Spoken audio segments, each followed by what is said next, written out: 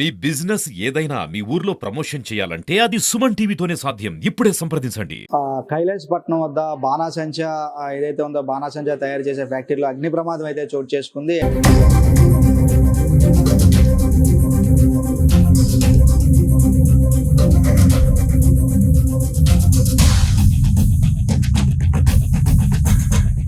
అగ్ని ప్రమాదానికి సుమారు 8 మంది వరకు మృతి చెందినట్లు ప్రస్తుత సమాచారం.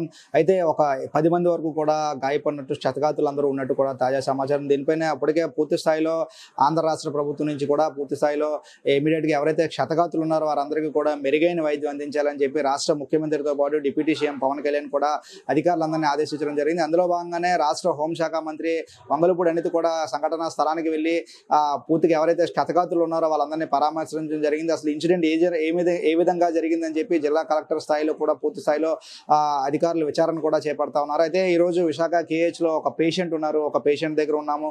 అయితే అసలు ఈ సంఘటన ఎలా జరిగిందో పేషెంట్ తాలూకా బంధువులు ఉన్నారు, బంధువులను అడిగి తెలుసుకునే ప్రయత్నం చేద్దాం. సార్ మీ పేరండి? నా పేరు ఎస్వి సురేష్ అండి. ఎస్వి సురేష్ గారు, అసలు ఎట్లా జరిగింది సార్ ప్రమాదం? ఇది మాది కోటవట్ల మండలం అనకాపల్లి జిల్లా కైలాసపట్నం గ్రామం అండి. మా విలేజ్ లో విజయలక్ష్మి ఫైర్ వర్క్స్ అని చెప్పేసి ఒక ఫైర్ వర్క్స్ ఉందండి. అక్కడ ఈ పండగలకి దీపావళికి సంబంధించినటువంటి బాణాసంచం తయారు చేస్తూ ఉంటారండి.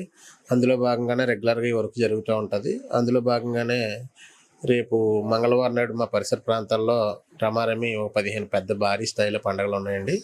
దానిలో భాగంగా వీళ్ళందరినీ తీసుకెళ్ళి అందులో పనిలో చేయించడం జరిగింది. ఈ 12:30 సమయంలో అవి పైకి వెళ్ళేటటువంటి అవుట్స్ని దేంతోనో కూరుతూ అన్నారట. ఆ కూరుతున్న సందర్భంలో అందులోంచి రవ్వలు ఏర్పడి రమారమి అది ఏదైతే ఆ ఘటనా స్థలం ఉందో ఆ ఘటనా స్థలంలో పవర్ గ్రేడ్ ఒకటి ఉందండి. ఆ పవర్ గ్రేడ్ రమారమి 2 పవర్ గ్రేడ్స్ ఉంటాయండి. ఈ రమారమి హైదరాబాద్ టు వైజాగ్ స్టీల్ ప్లాంట్కి వస్తూ ఉంటాయి. 150 feet హైట్లో ఉంటాయి. అవి చాలా మెటీరియల్ వెళ్ళి అవి కూడా బ్లాక్ అవి దాని మీద కొన్ని మెటీరియల్ కూడా ఉండిపోయినంత హైట్లో బ్లాస్ట్ అయ్యిందండి. దీన్ని పరిసర ప్రాంతాల్లో ఇటు సరౌండ్స్ 4 వైపుస్ చూసుకుంటే 1 kilometer దూరం అగ్నికి ఆహుతి అయిపోయింది. పచ్చిక బయళ్ళు కూడా నల్లగా మాడిపోయాయి. అందులో భాగంగా ఇదంతా గ్రామ స్థాయిలో భూకంపం వచ్చిందేమో అనేటటువంటి ఆందోళనకు గురయ్యి మొట్టమొదట 1 hour వరకు ఇది కొద్దిగా విలేజ్కి 1 kilometer దూరంలో ఉండడం వలన అక్కడ కొద్దిగా జనసంచారం ఉండదు. ఆ సందర్భం వలన ఇదంతా భూకంపం అని అందరూ అనుకొని చాలా హౌసులు కూడా షేక్ అయినటువంటి పరిస్థితి అండి. ఇది అందరూ భూకంపం అనేటటువంటి ఆలోచనలో ఉన్నారు. దీన్ని రిలేటెడ్గా ఆ పరిసర ప్రాంతాలన్నీ కూడా అగ్నికి ఆహుతి అయిపోయి ఆహుతిలో భాగంగానే 8 మంది దీనిలో దుర్మరణం చెందడం జరిగింది. మిగిలిన వారు అందరూ కూడా కొద్దిగా గాయాలు పడి ఉన్నారు. ఇందులో భాగంగా ఎప్పుడైతే బాంబ్ బ్లాస్ట్ అయిందో ఆ బ్లాస్ట్ అయినటువంటి ప్రాంతం నుండి మేము తెలుసుకొని వెళ్ళేసరికి మా చిన్నాన్న కొద్దిగా దూరంగా ఉన్నారండి. ఈ దూరంగా ఉండడం వలన మేము వెళ్ళి తీసుకొని వెంటనే అంబులెన్స్ వచ్చే వరకు కూడా ఉండకుండా బైక్ పై తీసుకొచ్చి కోటవట్ల తీసుకొచ్చి ఫస్ట్ ఎయిడ్ చేయించడం జరిగింది.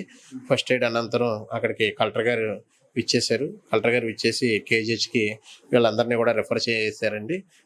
ఇక్కడికి వచ్చాము. ఏదేమైనప్పటికీ కూడా మరి దీనికి విషాదకరమైనటువంటి ఘటన. దీనికి ప్రభుత్వం మరియు అధికారులు స్పందించాలి. బాధితులకు మెరుగైనటువంటి వైద్యాన్ని అందించాలి. అదేవిధంగా వీళ్ళు చాలా వరకు బర్నర్ అనేసరికి వాళ్ళు లైఫ్ స్పాన్ కొద్దిగా ఇదైనటువంటి విషయము. దీన్ని దృష్టిలో ఉంచుకొని ప్రభుత్వాలు వాళ్ళ యొక్క జీవితాల కోసం ఏదైనా మెరుగైనటువంటి ఆలోచన చేయాలని, వాళ్ళకి సత్వర ఎంతవరకు అవకాశం ఉంటే అంతవరకు మెరుగైనటువంటి వైద్యాన్ని అందించాలని, తర్వాత కొద్ది రోజుల పాటు వీళ్ళు ఏ పనులకి కూడా వెళ్ళలేరు. దీన్ని ప్రభుత్వం దృష్టిలో ఉంచుకొని వీళ్ళకి సహాయాన్ని అందచేయాలని, ఆ కుటుంబాలకు అండగా నిలవాలని చెప్పేసి ఆ కుటుంబం తరపున మేము విన్నవించుకుంటా ఉన్నామండి. తల్లి నీ పేరమ్మా? నా పేరు వరలక్ష్మి అండి. ఆయన ఏమవుతారు? మా హస్బెండ్ అండి. ఎప్పటి నుంచి ఫైర్ వర్క్ లో పనిచేస్తున్నారు? మా ఆయన అయితే ఇంతకుముందు డైలీ వెళ్ళివ్వడండి. ఈ మధ్య అతనికి ఎప్పుడు ఇంపార్టెంట్ వర్క్ ఉంటే అప్పుడు వెళ్తున్నారు. తర్వాత ఈ రోజు కూడా వారం రోజులు బట్టి వెళ్తున్నారు. ఈ రోజు కూడా అలాగే వెళ్ళి భోజనం చేసే టైంకి దగ్గర ఒక 5 నిమిషాల్లో భోజనం చేస్తారనిగా ఇలా జరిగిందండి. ఇలా జరిగి ఈరోజు ఈ పరిస్థితికి అయిపోయారండి. ఈ ఘటనకు సంబంధించి విశాఖ కేహెచ్ ఎవరైతే ఉన్నారో సూపరింటెండెంట్ శివానంద్ గారు ఉన్నారు. శివానంద్ గారు చెప్పండి, అసలు ఈ ఘటన జరిగిన తర్వాత మన కేహెచ్ లో కూడా పూర్తి స్థాయిలో బెడ్లు సిద్ధం చేశాము. సో ఎంతమంది క్షతగాతులు మన దగ్గరికి వచ్చారండి? మన దగ్గరికి 5 మెంబర్స్ వచ్చారండి. ఇప్పుడు మనకి యాక్చువల్గా 6 వస్తారని చెప్పారు, కానీ 5 రావడం జరిగింది. ఇందులో ఇద్దరికి కొద్దిగా సీరియస్గా ఉంది, but they try to recover. మనం 3 రోజులు అయితే కానీ వాళ్ళ కండిషన్ ఏంటనేది మనం చెప్పలేము. వాళ్ళిద్దరిని మేము ఐఆర్సీకి షిఫ్ట్ చేసాం. ఇంకొక ఇద్దరికి ఏ బర్న్స్ లేవు, సో వాళ్ళకి తక్కువగానే ఉంది. సో వాళ్ళని ప్రాబ్లీ 1 or 2 డేస్లో డిశ్చార్జ్ చేస్తాం. సో ముగ్గురికి మాత్రం ఒకరికి 90% బర్న్స్, ఇంకొకరు 50% బర్న్స్, ఇంకొకరికి 30% బర్న్స్ ఉన్నాయి.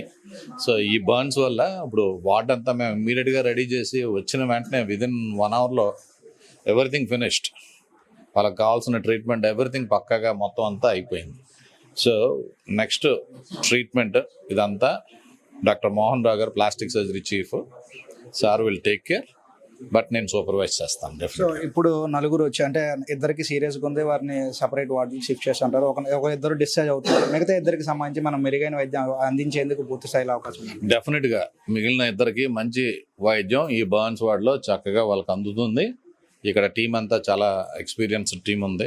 So they will take care of these 2 patients. Visakha కేహెచ్కి తీసుకొచ్చిన 6 క్షతగాతులు తీసుకొచ్చారంటూ కూడా చెప్తా ఉన్నారు. 6 క్షతగాతుల్లో ఒక ఇద్దరికి సీరియస్గా ఉంది, వారిని సివియర్ వార్డుకి సప్లై చేసాం. ఒక ఇద్దరికి జస్ట్ పార్షియల్ ఇంజ్యూరీస్ అయ్యాయి, వారు ఒక 1 or 2 డేస్లో డిశ్చార్జ్ ఇచ్చేసే అవకాశం ఉంది. మరొక ఇద్దరు ఉంటారు. సో వారు ఎవరైతే ఉన్నారో వారికి పూర్తి స్థాయిలో వైద్యం అందించి వారిని కూడా రికవరీ చేసి పంపిస్తాం పూర్తి స్థాయిలో.